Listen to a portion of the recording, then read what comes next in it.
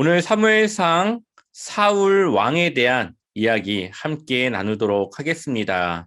바이블 스토리 제14강 시작하도록 하겠습니다. 네, 이제부터 왕정 시대로 들어갑니다. 이전에는 사사 시대였죠. 사사들을 통해서 통치되던 사사 시대였는데 이제 이스라엘을 통치하는 것이 왕을 통해 통치되어지게 됩니다. 이게 왕정 시대의 전체적인 흐름을 요약한 지도인데요. 처음에 사울, 그리고 다윗, 그 이후에 솔로몬은 통일 왕국 시대예요. 왕 한 명의 왕으로 이스라엘이 다스려지게 됩니다. 근데 솔로몬 이후에는 분열 왕국이에요. 두 개의 나라로 나눠지게 되었고 이제 북이스라엘과 남유다로 나눠지게 됩니다. 결과적으로는 북이스라엘은 아수르의 포로로 잡혀갔고 북이스라엘은 그냥 없어져 버려요. 혼혈 정책으로 인해서 민족성이 다 이제 섞여가지고 없어져 버리고 유다는 바벨론의 포로로 잡혀갔다가 70년 만에 다시 돌아오는 그러한 역사를 가지게 됩니다. 이것이 이제 왕정 시대이고 구약의 이제 거의 끝나는 시대까지의 내용인데요. 한번 우리 오늘 사울 왕부터 천천히 같이 한번 알아보도록 하겠습니다. 이 사무엘 상은 마지막 사사였던 사무엘을 사무엘에 대한 이야기로 시작합니다. 사무엘은 이 한나라고 하는 엄마에게 태어난 아들인데 엘가나라고 하는 사람이 있었어요. 그에게는 두 명의 이제 아내가 있었고 하나는 부닌나, 또 하나는 한나, 이렇게 두 명의 이제 아내가 있었는데 이 부닌나라고 하는 이 여인은 아이를 잘 낳았어요. 그러니 이제 기세가 좀 있었겠죠. 자녀가 있었던 사람이기 때문에 집안에서 이 좀 영향력이 있었습니다. 이 한나는 남편이었던 엘가나의 사랑은 받지만 자녀가 없었기 때문에 조금 항상 위축되어져 있고 이 분인나라고 하는 이 여인에게 늘 뒤처져 있는 그러한 서운한 삶을 살아가게 돼요. 그러다가 한나가 하나님께 서원을 드립니다. 그가 울며 기도할 때에 하나님께 아이를 낳게 하면은 하나님께 드리겠다라고 하는 서원을 했고 하나님은 그 한나에게 아이를 임신하게 하십니다. 그리고 사무엘이 태어나게 되죠. 그리고 사무엘은 이제 젖을 뗀 이후에 제사장, 그때 당시 제사장이었던 엘리 제사장 밑으로 들어가게 되고 이 엘리 제사장과 함께 생활하면서 자라나게 되는데 어느 날 누군가가 사울을 부르는 소리를 듣습니다. 그때 사울이 두 번이나 이 엘리 제사장을 찾아가요. 그랬더니 엘리 제사장은 자신은 부르지 않았다라고 이야기를 합니다. 그러면서 이번에 한 번 더 부를 때에는 하나님, 제가 여기 있습니다라고 대답하라고 이야기를 하게 되죠. 그리고 사무엘은 그것이 하나님의 부르심인 것을 세 번째 부르심에 알게 되고 그때 하나님의 그러한 일하심이 이제는 그때 당시 사사였던 엘리에서 사무엘에게로 옮겨가는 일이 생겨나게 돼요.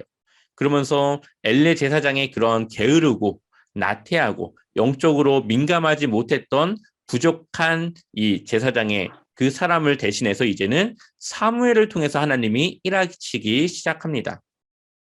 그러다가 이제 나이가 많이 들어서 사무엘이 사사로서의 일을 제대로 할 수 없는 때가 돼요. 그래서 이 사무엘에게 있는 두 아들에게 이 사사를 물려주게 됩니다. 그런데 그들은 정직하지도 못했고 하나님의 말씀을 따라 살아가지도 않았어요.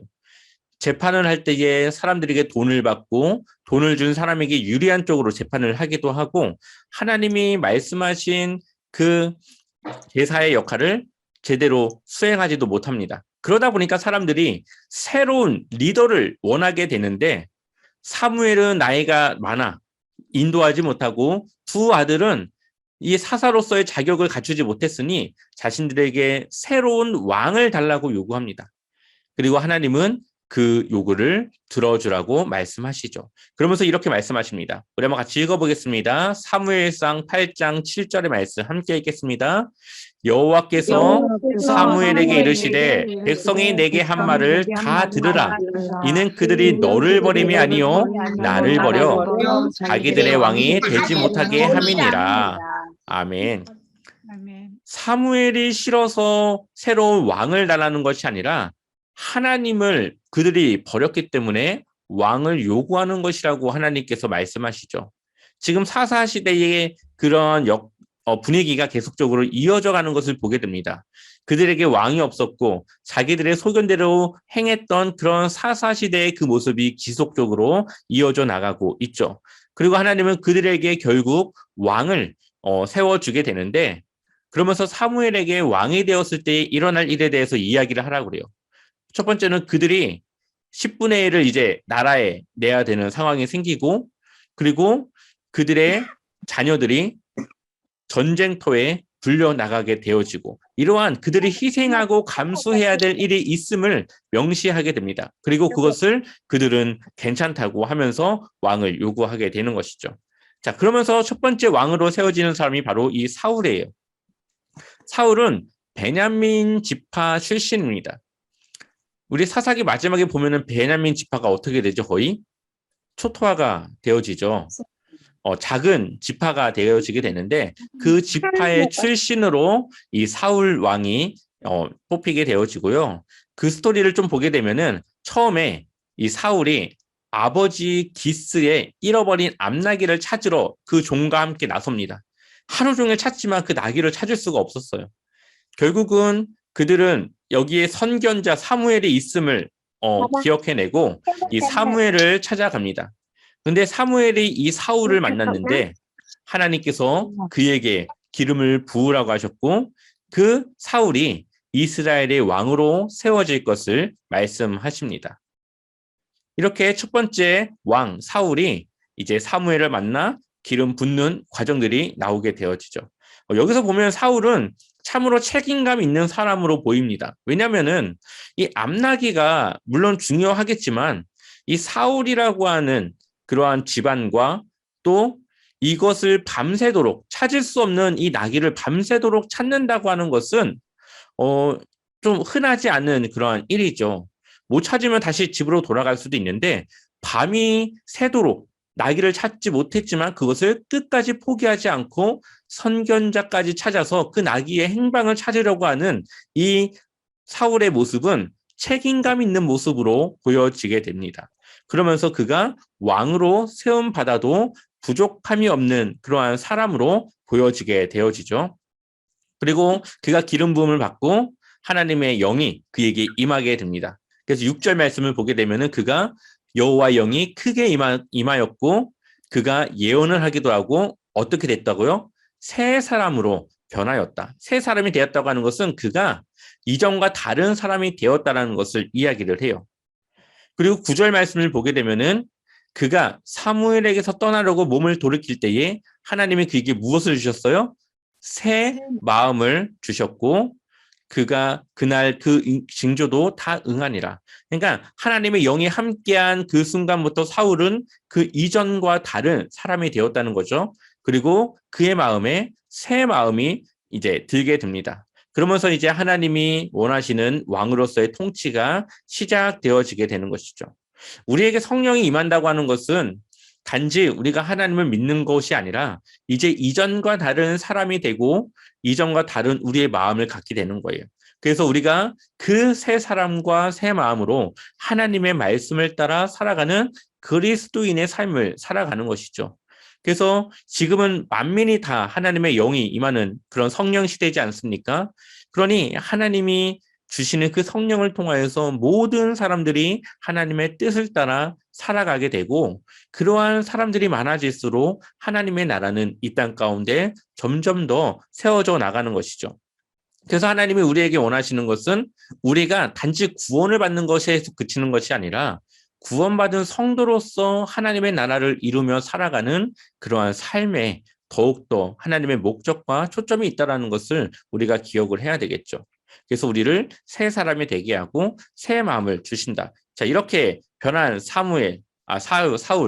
자, 이 사울을 이제는 기름을 부었지만 아직 왕으로서 모든 백성들에게 인정받은 것은 아니기 때문에 이제 모든 백성을 미스바에 모이게 합니다. 보면 미스바가 예루살렘과 베델, 여리고 이 세 꼭지점 사이에 있는 이 지점이죠. 사사기에서도 보시면은 나중에 베냐민 지파와의 그 전쟁 이후에 사람들이 미스바에 모입니다. 이 미스바라고 하는 곳은 이스라엘 백성들이 뭔가 중요한 일을 결정할 때 모였던 그런 장소예요. 그래서 미스바에 다시 한번 모여서 이제 왕으로 뽑힐 자를 뽑게 됩니다. 물론 사울이 하나님의 기름을 부음 받았지만 이것을 공식적으로 이제 뽑는 거예요. 그래서 지파별로 1,000명씩 사람을 뽑습니다. 그러니 12지파니까 12,000명이 이제 나왔겠죠. 그 중에 뽑았는데 베냐민 지파가 나왔어요. 또 그 중에 또 뽑았는데 기스라는 사람이 나옵니다. 그리고 그 중에 기스의 아들이었던 사울이 왕으로 뽑히게 되어지는 것이죠.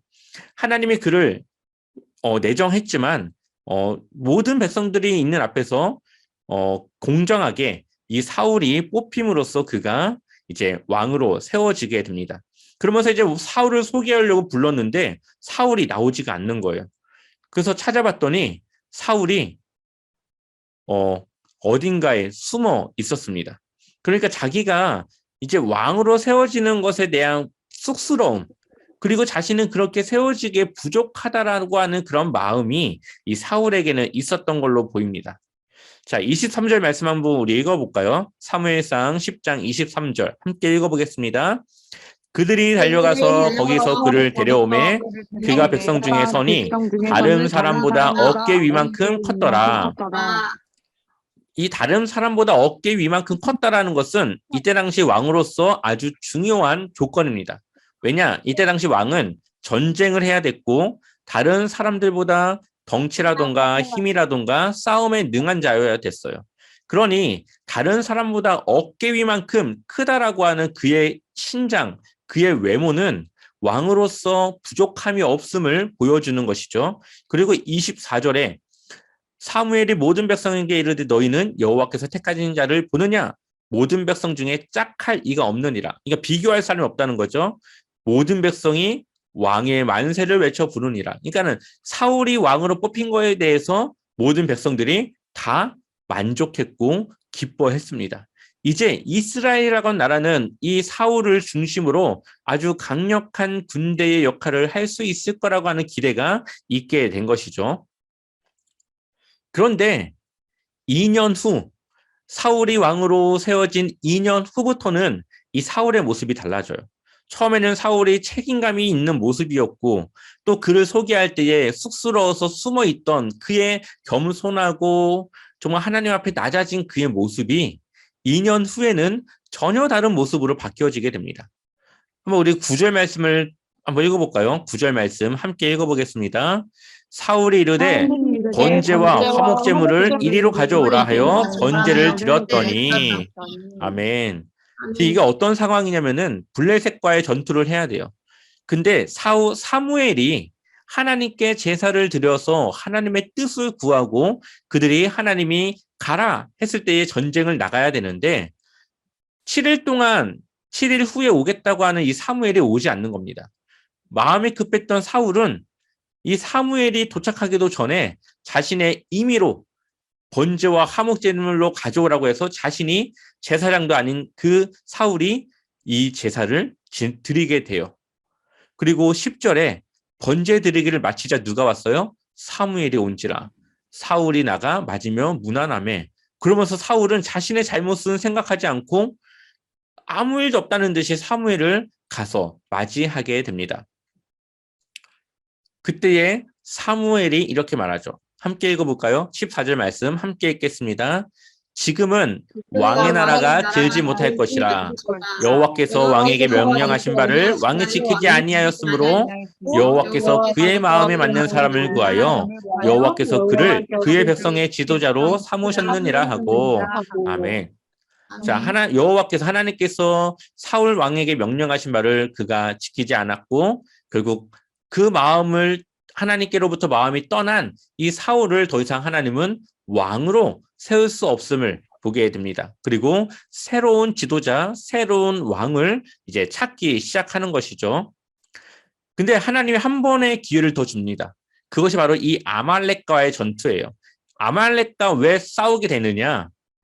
이스라엘 백성들이 애굽에서 나올 때에 첫 번째 누구랑 싸웠습니까? 아말렉과 싸웁니다. 모세 팔이 올려지면 이기고 내려지면 졌던 그 아말렉과의 전투, 그때의 그 아말렉이 이스라엘의 그 길을 막았던 것 때문에 하나님은 그때의 일을 기억하고 아말렉을 진멸하라 말씀하십니다. 그래서 그들이 어떠한 전리품도 취하지 않고 모든 살아있는 것을 다 진멸해야 되는 것이에요. 그런데 어떻게 했냐? 한번 우리 3절 말씀 함께 읽어보겠습니다. 지금 가서 아말렉을 쳐서 그들의 모든 소유를 남기지 말고 진멸하되 남녀와 소아와 젖먹는 아이와 우양과 낙타와 나귀를 죽이라 하셨나이다 하니. 아멘. 조금 끔찍한 그러한 내용이긴 하지만 하나님께서는 하나님의 길을 막았던 이때 당시 이제 그 문화가 그랬으니까요. 이때 당시에 이런 그때 당시의 문화라든가 전쟁이 이러한 전쟁이었습니다. 그런데 하나님이 아무것도 남기지 말라고 말했죠. 이것이 하나님의 명령이었습니다. 근데 사울이 어떻게 하느냐? 한번 같이 9절 말씀 읽어보겠습니다. 함께 읽겠습니다. 사울과 백성이 아각과 그의 양과 소의 가장 좋은 것 또는 기름진 것과 어린 양과 모든 좋은 것을 남기고 진멸하기를 즐겨 아니하고 가치 없고 하찮은 것은 진멸하니라. 즉 누구 마음대로 했습니까? 하나님의 마음이 아니라 사울 왕의 마음대로 했죠. 양과 소의 가장 좋은 것, 기름진 것과 어린 양은 남겼어요. 좋은 것은 남기고 하찮고 가치 없고 그들이 가질 수 없는 것은 진멸했습니다. 그러면서 그가 한 일에 대해서 하나님이 이렇게 말씀하십니다. 사울을 왕으로 세운 것을 후회하노니 그가 돌이켜서 나를 따르지 아니하며 내 명령을 행하지 아니하였음이니라 하신지라. 사무엘이 근심하여 온 밤을 여호와께 부르짖으니라. 아멘. 하나님이 사울을 왕으로 세운 것을 후회하였다. 왜? 나를 따르지 아니하였고 내 명령을 행하지 아니하였기 때문에. 그러면서 사무엘이 이렇게 말합니다. 한번 같이 읽어볼까요? 함께 읽겠습니다. 사무엘이 이르되 여호와께서 번제와 다른 제사를 그의 목소리를 청종하는 것을 좋아하신 같이 좋아하시겠나이까. 순종이 제사보다 낫고 듣는 것이 수장의 기름보다 나으니. 아멘. 이때 당시 제사라고 하는 것은 하나님과의 관계에 있어서 아주 중요한 것이었죠. 하나님과의 틀어진 관계도 제사를 통해서 회복됐고 하나님의 그런 관계가 좋을 때 또 나쁠 때 뭐든지 하나님께 제사를 드림으로 그 관계를 풀었습니다. 그런데 그러한 제사보다 무엇이 더 낫다고요? 순종이요. 하나님의 말씀대로 살아가는 것이 그 제사보다 낫고 그 수장의 기름을 들여 제사를 드리는 것보다 낫다라고 말씀하십니다. 그러면서 이어서 이렇게 말합니다. 이는 거역하는 것은 하나님의 말씀을 따르지 않는 것은 점치는 죄와 같고 점을 보는 것과 같고 완고한 것, 교만하거나 고집을 부리는 것은 사신, 죽은 이방의 우상에게 절하는 죄와 같다라고 말씀하시죠. 그러니까 하나님 앞에서 우리가 하나님의 말씀을 따르지 않는 것, 이것은 단지 우리가 하나님의 말씀을 따르지 않는 것이 아니라 우리가 하나님을 떠나 다른 하나님이 아닌 다른 것을 따르는 것과 같은 아주 심각한 죄라는 것을 우리에게 말하고 있습니다. 또 하나님 앞에 우리가 고집을 부리고 교만을 부리는 것, 이것은 우상에게 절하는 죄와 같다라고 말씀하고 있죠. 그래서 여호와의 말씀을 버렸으니 여호와께서도 누굴 버려요? 왕을 버린다고 말씀하세요. 우리가 하나님의 말씀을 버리는 것, 우리가 하나님의 말씀을 따르지 않는 것은 우리가 하나님을 버린 것과 같아요. 왜냐? 우리가 하나님의 나라, 하나님의 백성이라면 하나님의 말씀과 그 통치 안에 살아가야 되는데 우리가 하나님의 통치를 받지 않고 내 생각대로 사는 삶은 하나님을 떠난 삶이기 때문이죠. 그래서 우리가 하나님의 말씀을 버리고 하나님의 말씀을 따르지 않는 것은 결국 하나님께서 우리와 함께하지 않는 삶을 살아갈 수 없음을 보여주고 있습니다. 그리고 사무엘은 죽는 날까지 사울을 보지 않았고 여호와께서는 사울을 이스라엘 왕으로 삼으신 것을 후회하셨다라고 말씀하십니다. 하나님께서 사울이 이렇게 할 것을 모르고 정말 이럴 줄 몰랐는데 정말 배신이야 이런 게 아니라 그래도 하나님은 정말 그 한 번의 기회를 통해서 그가 달라지길 원했지만 그러지 못한 것에 대한 아쉬움과 그러한 안타까운 마음을 갖고 있음을 말하고 있는 것이죠. 그리고 새로운 왕으로 세울 두 번째 사람을 택하는데 누구를 택합니까? 다윗을 택하게 됩니다. 한번 16장 7절 말씀 같이 읽어보겠습니다. 함께 읽겠습니다. 여호와께서 사무엘에게 이르시되 그의 용모와 길을 보지 말라. 내가 이 그를 버려놓으라. 내가 너를 보는 것과 사람을 같지 아니하니 사람을 외모로 보거나 나 여호와는 중심이라 하시더라. 아멘. 자, 하나님께서 사무엘에게 이새의 집으로 가라고 말합니다. 그리고 거기에서 새로운 왕으로 뽑힐 자에게 기름을 부으라고 말씀하세요. 그랬더니 첫째 아들 엘리압이 나오는데 그의 키라던가 그의 용모라던가 딱 봐도 싸움을 너무 잘할 것 같은 그러한 완벽한 외적인 모습을 가지고 있어요. 그래서 이 사람인가 보다 했더니 하나님이 하는 말이 사람은 외모를 보거니와 나 여호와는 중심을 보느니라. 아무리 외적으로 싸울 것 같고 정말로 그가 무언가를 잘할 것 같지만 그가 하나님의 말씀을 따르지 않는다면 그것은 하나님이 원하는 사람이 아니라는 것을 우리에게 말하고 있는 것이죠. 그 첫 번째 사람이 바로 사울이지 않습니까? 누구보다 어깨 위만큼 컸던 그가 결국 하나님의 말씀을 따르지 않는 여호와께 중심을 갖지 못했던 사울은 하나님께 버림을 받게 되죠. 그러니 하나님은 사람의 외모라고 하는 것은 뭐 생김새가 아니라 그의 탁월한 능력과 스펙과 아니면은 그가 정말 얼마나 정말 백성들을 잘 이끌어 나갈 수 있는 그러한 능력을 보는 것보다도 얼마나 그가 하나님 앞에 바로 서 있는지 그의 믿음을 보시는 하나님이시라는 것을 말씀하십니다. 그러면서 이제 저기 버려진 아이와 같은 한 사람의 아이가 있습니다 하면서 데려온 게 바로 누구예요? 다윗이에요. 다윗은 이 집안에서 거의 버려진 자식이에요. 왜냐하면은 종들이 해야 될 일을 지금 다윗이 하고 있었거든요. 양을 치는 그 일이 다른 형제들에게는 맡겨지지 않는데 다윗에게만 맡겨졌어요. 그러면서 아들들을 데리고 오라고 할 때 다윗은 빠뜨리고 데리고 옵니다. 그러니까 다윗은 소외받은 사람이었고 이 가정에서 있으나 마나한 사람이었고 이 시편을 보게 되면은 자신의 부모가 자신을 버렸다고 이야기를 해요. 다윗이. 그러면서 자신은 하나님을 사랑하고 그렇게 하나님께 시편의 고백을 통해서 드리는 내용도 있습니다. 그러니 다윗이 얼마나 그가 외롭고 쓸쓸한 삶을 살았겠습니까? 그런데 하나님의 그 믿음은 하나님의 눈은 바로 이 다윗을 향해 있었죠. 다윗을 보니까 어떤 사람이에요? 그의 빛이 붉고 눈이 빼어나고 얼굴이 아름답더라. 여호와께서 이르시되 그니 일어나 기름을 부으라 하시는지라. 이가 정말 기름 부을 받을 자니까 빨리 이 다윗에게 기름을 부으라고 하나님께서 말씀하십니다.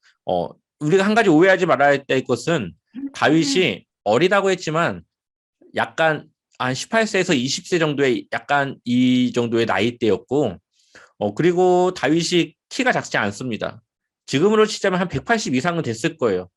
그러니까는 그가 뭐 아주 왜소하거나 뭐 작거나 그러한 체격은 아니었지만 당시 다른 장수들에 비해서는 그렇게 좋은 체격의 조건은 아니었다라고 우리가 이해를 해야 됩니다. 왜냐하면은 너무 이 성경 만화 같은 걸 보면은 막 어린 다윗이 막 나오기 때문에 다윗을 아주 작은 막 그러한 왜소한 사람으로 이제 알고 있는 경우가 있는데 전혀 그렇지 않다라는 것을 우리가 기억하면 좋겠습니다. 자, 이제 사울과 다윗이 만나게 됩니다. 한번 14절 말씀을 읽어볼까요? 함께 읽겠습니다. 여호와의 영이 사울에게서 떠나고 여호와께서 부리시는 악령이 그를 번뇌하게 한지라. 아멘.